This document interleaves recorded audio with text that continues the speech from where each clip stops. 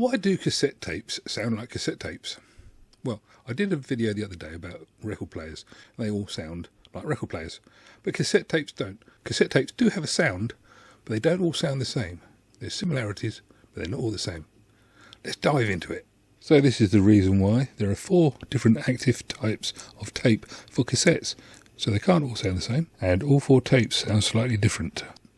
Right, the first thing about cassette tapes is that they are a tape, which means that they hiss, because the tapes are made of rust. We have a tape that I took a picture of myself with a microscope, and here's one a little bit closer. You can see it's granular. Literally, as those grains pass over the head, they cause a noise, which is the hiss. The better the tape, the lower the hiss. Okay, so we got the tape, and it's plastic tape with rust glued to it. Now the rust is ground up very finely, and it is magnetizable. So when you pass the tape over a head, you're dragging lots of little bits of magnet over a pickup, which is fine, but it does mean that there is going to be a certain amount of hiss. Every time that particle passes, there's going to be a hiss, be it a positive part of a hiss or a negative part of a hiss. There's going to be a hiss. There is no such thing as silence with tape. However, having said that, it's looking at a signal to noise ratio of in the round about 60 dB. And that's more than on a record player. That's 10 times more than on a record player, which is why a tape can do a very good recording of a record.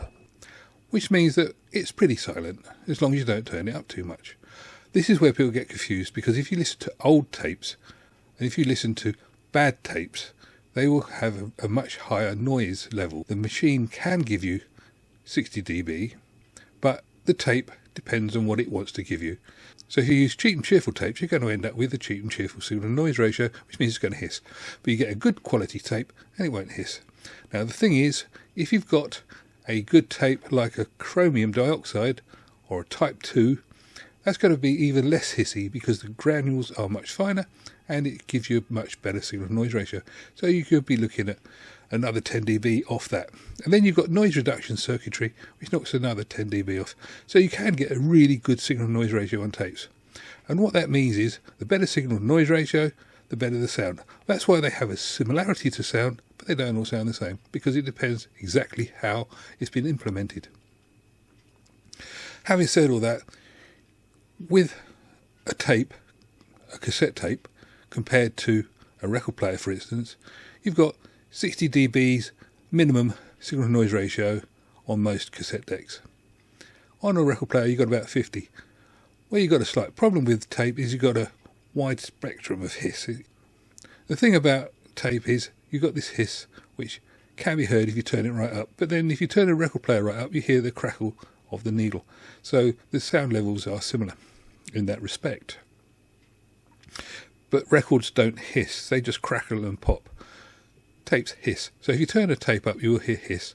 If you turn a record up, you will hear crackles and pops. So turn it all down again, and then you'll find that actually tapes are better than records, because the tapes are at 60 dB and the records are at 50 dB. And I'll give you the figures for that in a second. We've seen this one before. It's 1,000,000 times greater than 1 dB.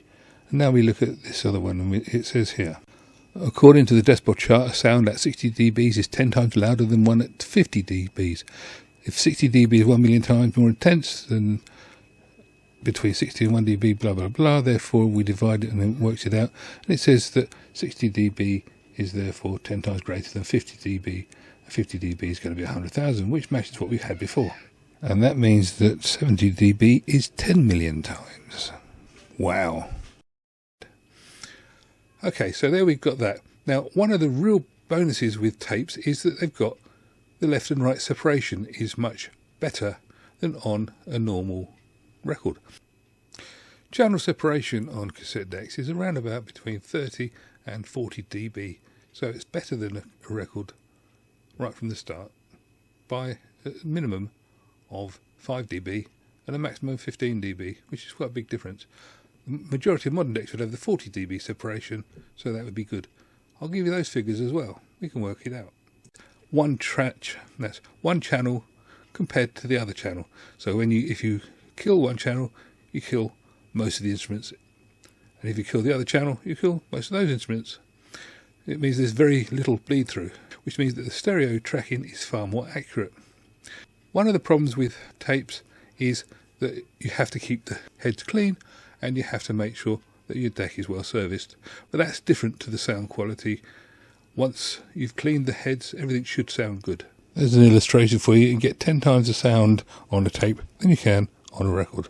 So as we've seen, the only difference really between a tape and a record is that the records are 10 times smaller in sound than a tape, and that would be fine. It only becomes a problem when you start adding people to the mix, because people can record on tapes. What they have a habit of doing is they record as much as loud as they can, and that gives you distortion and stuff, and that's when tapes get a bad name. If you were to record a tape perfectly, it would be better than a record if you've got a good tape and if you've got a good deck.